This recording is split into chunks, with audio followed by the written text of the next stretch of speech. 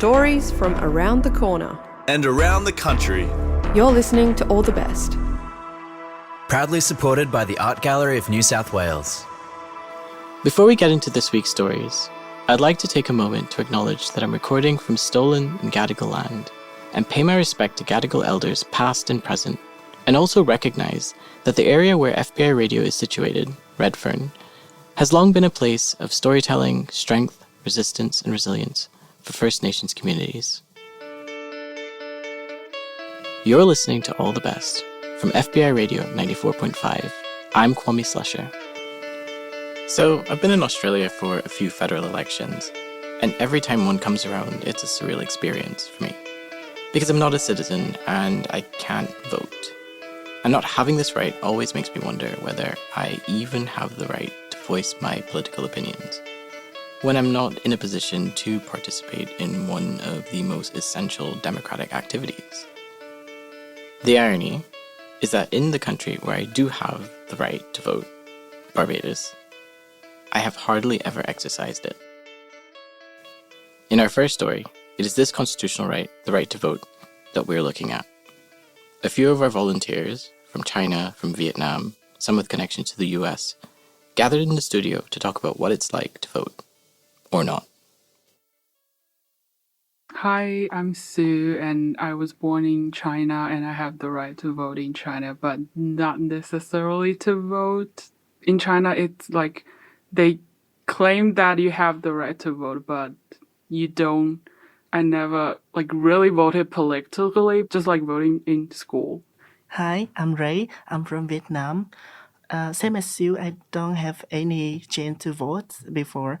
In Vietnam, the process of voting is different, and it's like a censor thing. They don't have the clear process of voting. The thing that we know at the end is the result of the voting and the process. Hello everyone, I'm Lindsey. I'm a Australian native born here in Australia, so I have the legal right to vote as an Australian citizen. Never been outside the country, so I can't vote anywhere else. I like to take my voting rights very seriously, and every time I go to the voting booth, I actually number every single one of the candidates at the bottom of the line. That had led me to one time voting to about 168 candidates for the last election, just so that I could put down a certain One Nation member at the very bottom, just out of spite. My name's Pat. I have the right to vote in Australia and also in the United States. My mum was born in the US, and so I am a US citizen as well. I've never voted in a US election, though. I'm pretty sure my vote would count as part of California, because that's where my parents lived when they lived there in the 90s, which is a very, very blue state. Like Lindsey, I also take our democratic obligation, as it's often recognized as, very seriously, but also in saying that realize how much we take that for granted. In Vietnam, we different. It's a communist party, and it's like a sensitive thing when we mention about the politics. Yeah, so my parents said that we should ask another one who care about politics to vote for us. Yeah, I think the media in Vietnam is deeply strictly controlled by the government. They have two common ways to promote the election. One is through the broadcasting radio station, the things that happen every 5 a.m. in the morning, and they will give you a little bit about the information of the election. And the second way is word of mouth. It's like a Vietnamese culture really stick to relative and neighbor. We still have voting in like a council, like thing like that. We call it chủ tịch xã. Yeah, who is the biggest man in the area, in my area. They're responsible for plans to grow the area for the province. I felt like it's similar to Vietnam. Like, we have a local community representative, which would, like, people would vote for that person, but from my personal experience, we didn't really get the chance to vote that person. In China, people sort of grouped by two. One group of people, they really believe in a, like, political party, But in another group of people, they consistently challenge. For example, the bridge has collapsed in this area, and people would probably question them, like, what happened behind this tragedy? I think that group of people is really political active. I think they will see them as like a threat to the current political party. They will try to silence them as well. I know that Australia allow people to speak freely. You can mention about any organization in public, which is in Vietnam, we don't do that. Like if you mention about the organization, this is illegal, and you may be get to jail if you say something that damage to the business.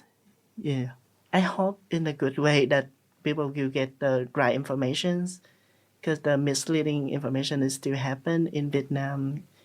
Because now the social media growth and impact a lot of place.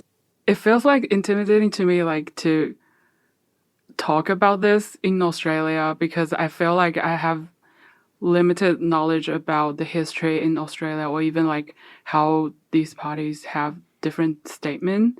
But that's also something I'm really interested in to like get to know more about, because in that way I can know like even my daily life in Australia, how can it be affected. I noticed that they even raised the visa fees for international students. Like I remember it was 700-ish before last year, but like since last year they raised it to, I think it's 1,600. I will definitely be following about the election in May and to see which one will get voted, and also what sort of policies they're going to bring.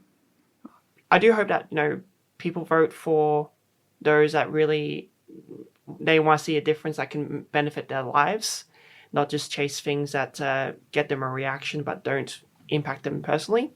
And hopefully with the right information that's provided, truthful information, that we as a country get the right people that not only are competent but represents the concerns and matters that matter to us.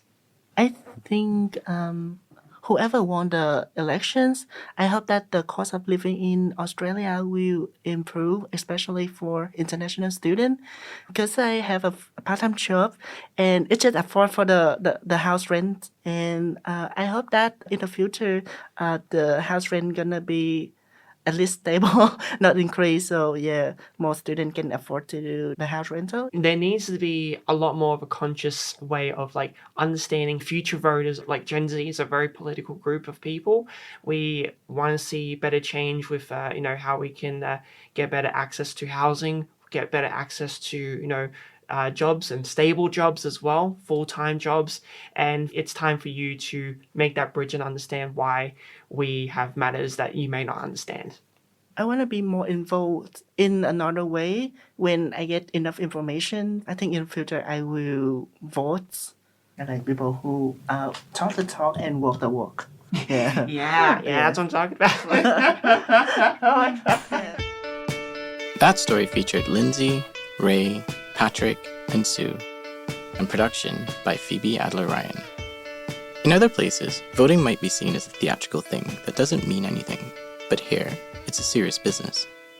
So how does voting work here in Australia? And who are the people that ensure that the wheels and cogs keep turning in the background? Gray speaks to an Australian Electoral Commission employee, Madeline Dodd, about counting the ballot. So it's a pretty big day. We're scheduled to go in there at between 6 and 7 o'clock. We all rock up there, and then the officer in charge will come and bring all the ballots. So that's sort of when we start feeling like it's getting a little bit more serious. The most important thing is the integrity of the actual election. So making sure that the location is secure, that we all know our jobs, our roles. Our focus is on making sure that we're doing it with integrity and keeping democracy at the forefront. It's probably 20 of us in there, and we can see anywhere from, I would say 500, but probably up to multiple thousand. But they come pretty quickly, and everyone's in and out in 5 minutes or so. And when we all leave and go home, what's the count like? The count's probably the most exciting part. The mood definitely changes. We secure the venue again. Then we start to open up all of the bins, which have all the ballots in there. And then you can really start to see what piles are going where. And I have worked at venues before where you can see really quickly or you don't know at all. So when I've worked at just a general federal election, you can see how tight it went. And then when I've worked at the referendum, you could see how it wasn't particularly tight at all. So you're putting them in the different things and you can see already the pattern coming out, what people are voting. So that's really fun. And how does it feel? Because obviously the AEC workers are impartial, whereas just outside the door you've got hundreds of campaigners. How does it feel to be like a politically active young person and step into that room where you basically have to shut up? That's probably the most challenging part about it. In our training, the AEC do try to give us some good tips on how to remain neutral, and it is the most important thing. You hear all these horrendous stories coming out of other countries about how bad their elections are and how there's absolutely zero oversight, and you see how important it is in Australia and how everyone's very, very proud of this democracy. What I find the most enjoyable in the day when you have to really take out all the actual politics, which is very ironic, is all the people that are coming in to vote for the very first time. So whether they're being 18, they've been away for a long time, they're new citizens, that's something that has nothing to do with politics. It is all about like people enjoying the actual day of being there. But it's quite a lonely job. So a lot of my friends would be rocking up to, poll counting parties or, listening to what Anthony Green's got to say or, just making speculations to placing bets. But we are counting. Yeah, it just feels like the longest day on earth. But I do think ultimately that I believe in the power of the election, and being there on the day is something so special. And there has been only one election where I've actually just gone and cast a vote and I haven't actually participated in the actual official duties. And that felt a little bit strange. I really do like being there on the actual day and counting and feel like I've got a purpose. Some of my friends used to come down to where I was polling and I would get to tick the name off the list. I love it. And most importantly, do you get a democracy sausage on the day? No, because I think actually usually they're run by community groups or someone affiliated with the party, so I don't think we're meant to have anything to do with them. Plus, we can't even really go outside. And I'm also vegan, so they do actively exclude us from everyday life. So I'm actually feeling sorry. I'm so sorry. That story was produced by Grace Gooda in partnership with the Centre for Advancing Journalism and The Yarn from Melbourne University. So how politically engaged are you? Our third story looks at youth engagement when it comes to voting. Micah interviews members of the Young Yarners program, which is aimed at improving First Nation youth engagement in politics. Leanne Bonner. I'm a Yanyuwa woman with family connections to Borroloola in the Northern Territory. And what's your role? I work with the Australian Electoral Commission with the Indigenous Electoral Participation Officer as an engagement officer. Leanne, tell me, what are you doing in Parliament House today? I've come to Parliament House today because I've been in Canberra for the past couple of days with the Australian Electoral Commission with the Deadly Democracy program. So we actually had the launch for the new program, which is called Young Yarners. So what that involves is that we work in partnership with organisations, and organisations have employed people that work for them, and they come part of the program, like with youth, and they actually co-design a program with us. So it's about promoting electoral participation, enrolment and things like that, about democracy as well. So we sort of like do a bit of training with them. We had a workshop in Adelaide, and what came out of that workshop was, because they provided some advice what they'd like, so that's why we've been able to have this 2-day workshop here where we visited different places just to extend their knowledge about democracy and what it's all about. My name's Tim Takaba. And who's your mob? Adner-Ryan Kuyani from the Northern Flinders Ranges. Tell me a bit about your role as being a part of the Young Yarners program. Basically just helping them out. Really just a support person for the Young Yarners, ideally. And in terms of the projects that they'll be working on in their own communities, what's the hope there? So the hopes for this project is particularly for them to go back to their communities with the knowledge and skills that they've gained throughout the program. Ideally spread awareness around voting, being involved in the AEC itself. But like I said as well, the importance of voting, reinvesting that into their communities, spreading it to their peers, family members. Shay Baker from Gudjal and Bindal and Juru family from up in Townsville. You're a part of the Young Yarners program? Yeah, that's correct. And that's been since February? Yeah, so we met down in February down in Adelaide and then raised a query if we could then travel over to Canberra to then start learning a bit more about politics and the Parliament House and get a bit of knowledge base and understanding of what we're actually supporting. And how did you get involved in the program? So we're actually based in Townsville with North Queensland Cowboys and NRL Cowboys House, and 2 of us have been pretty much selected to come down and start advocating for how we can get young Indigenous bodies involved in voting and knowing what to support and how to get their voice and be heard. And what interested you to get involved in the Young Yarners program? Myself personally, coming from NRL Cowboys House, we have 105 kids from 29 communities. So we get them involved, and then once we know and educate ourselves, we can then support them on how to be involved and make sure their voice matters and their count matters. You've obviously had, you spent today in Parliament House. What was that like? It was a big eye-opener. There's a lot of things that you don't understand until you get down here, and then you start figuring out some little things and some little pieces that if you don't ask the question, you'll never know the answer. My name's Sam Clark. And Sam, where are you from? I'm from Warrnambool originally, but I've been living in Ballarat for the last decade of my life. And so is your mob around that area? Yeah, so my mob's closer to the Grampians. I'm a proud Jabberong and Peekarong man. You're a participant, a part of the Young Yarners program? Yeah, through YACVIC, which is the Youth Affairs Council of Victoria. When you go back to your community, you'll be working on some projects? Yeah, so I think the goal of the Young Yarners program is kind of to educate our mobs or our communities about the electoral process and how to enrol to vote and how to make an informed vote, more importantly. Yeah, that's so important because sometimes not many of us actually know what the process is, but also we don't really know who to vote for as well. Yeah, it can be tough, and I've said this before, as an Indigenous man, you're kind of born into politics. So it's something that it was never in the forefront of my mind until the referendum, and then that's when everyone around you starts to just make you aware of it.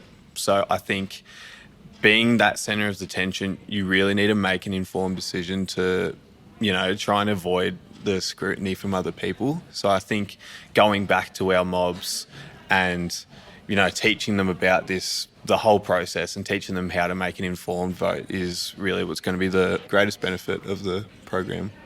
And it's interesting actually because, during the yes referendum, it was a situation where not very many people in communities were informed and people just didn't really know how to vote just because of misinformation. So is that why you think this program now is so important?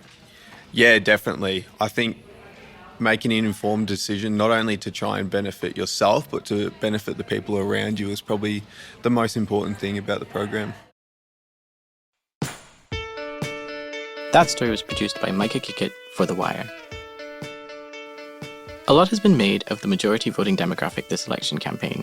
For the first time, millennials and Gen Z will hold the sway. In our next story, Ruby Perriman speaks with a young person about their daily realities in a world where a whole generation feels worse off than the one that came before. I've been relying on Centrelink on and off since I moved to Melbourne in 2018. The last couple of years, I've been a lot more stressed about money, a lot more anxious. But it's never quite enough. And I feel like that also comes with a sort of a guilt, particularly how you hang out with your friends. I mean, it's always awkward talking about money, right? So when you're invited places, whether it's out for dinner or to get drinks, or even if my housemates are hosting a dinner at home and ask if I want to go in on ingredients, you just have to sort of say no. And what about your housing situation at the moment? Does that feel secure? I have lived in the same rental for almost 5 years now. I feel very anxious about losing this place because all you hear about is people having issues with rentals. And so I do feel really lucky in the position that I'm in, but I'll never feel stable. And do you want to own your own house one day? And does that feel like it's in reach at all? I mean, I have a pipe dream of having a house probably in Tassie, which is where I grew up, but it doesn't feel like real. And the older I get, it's not something I aspire towards because housing is so expensive. And I suppose the dream of owning a house, I also want that to be a house that I love, that is functioning, that is in a nice area, because that is an investment in the rest of your life. And those houses are so far out of reach, I don't think I could ever. Well, we're around the same age and I feel the exact same way, so totally understand. Yeah. It does feel sad. Is that similar to how you're feeling about it? Yes. Yeah, I want to have a family. I want to have a garden. I want to have a place that is home. It is sad. And are these the sort of things that are on your mind when you're thinking about how you'll cast your vote in the upcoming election? And if not, what are the biggest factors influencing your vote? The future is an impossible dream. It's sort of out of reach in terms of this election. I think for me personally, it's more about the sort of support that I want to see for young people. Housing support, bills support, an increase in Centrelink, better support services in Centrelink. I suppose when you are anxious about money and you feel insecure in that way, so you're already living in a high period of anxiety. I find that I check out from news, from social media. I feel like a lot of it feels, again, just so out of reach and outside of my life. That story was produced by Ruby Perryman in partnership with the Centre for Advancing Journalism and The Yarn from Melbourne University. By the time many of you listened to this episode, the elections would have already been decided. But being politically engaged isn't any less valid because, in a democracy, there's always another election, another opportunity to exercise your constitutional right. So keep asking yourself, what does this mean for you? What kind of political conversations are happening in your social circles? What kind of conversations would you like to be having? How do you stay informed and engaged with politics of the day? And most importantly, what do you want your tomorrow to look like? We have a very famous Australian song called We Are One, but we are many, and yet I feel like we are the most divided we've been in a really long time, especially looking at the way that the States is going. So I think equality for all is really important. A First Nations treaty is probably my dream, that would happen in my lifetime. I mean, it's embarrassing that we don't have one yet. Different to how it is now, I would say. I don't think as a country we are very sustainable or ethical or fair. Really, I would just love if people could have fairness and if we could really put planet first. That would be an amazing dream. It would be great if we had more processes in place for tackling climate change. I went to Canada 8 years ago and they were ahead of us now. I think an increase in minimum wage. I know that's attached to inflation and things like that, and that would be trickier, but minimum wage I'd like to see go up because it's still quite low, especially with the housing crisis going on. Things are inevitably more expensive now, and I don't think we're being paid accordingly. I want all our resources and all our taxes and all our money to actually go to people who need it, and to actually go to our Medicare and our health and to the people, really. So obviously we all would love to dream for just world peace and everybody's singing Kumbaya, but I think we're in a lot of financial crises as the planet, so I think taxing the billionaires and getting our money under control a bit more. Also, climate change. The world is dying and it needs our help, and we're only doing worse by it. Maybe an economic model closer to socialism would be really cool, like free education. Basic things like freedom, like bodily freedom. Earlier in the year, some bills or some things going around about changing the abortion laws, like human rights. I mean, the basic human rights. I'm also very passionate about animal rights, and I think that animals are not treated very well in this country, so that's something we could definitely get better on. I think it would be lovely to see more funding for creative projects in the arts and things like that. I would have to fact check this, but my mum told me that we used to have our own sector for the arts and then it got joined with transport, which, if that is still true, that's very disappointing. Hopefully it would be nice to have our own sector again with funding for it. Just a place that we're all bloody accepted, right? It would be nice if all of Australia felt as diverse and inclusive as the inner west, if it wasn't just this small pocket of progressive people. It would be nice if the majority of Australia was like that, not the minority. So there is, from what I've seen, with political advertising, people are just lying or making things up, and no one's really checking that or correcting it. And that feels like a problem when politicians go in front of the media and say things. Not a lot of the time do you feel like they're actually being challenged on things, and when you do see that happen, then it's like, oh, this feels like what should be happening more if these are the people that are in charge of everything. So I think improving accountability maybe would be a good step. It would be nice if the media and mining companies weren't getting too involved in policies or had too much power. That's the fantasy, because a lot of people are getting swayed by bigger powers who are donating money. I don't know how to solve that, but that's a huge problem.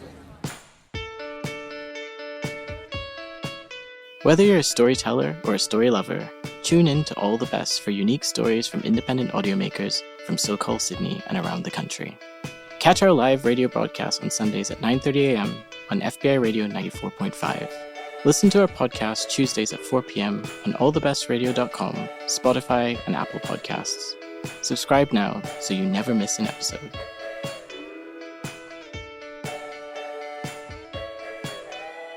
All the Best is made at FBI Radio on Gadigal land in association with SYN on Wurundjeri Woi Wurrung and Boon Wurrung lands and ACCC on Arrente and Warramungu lands.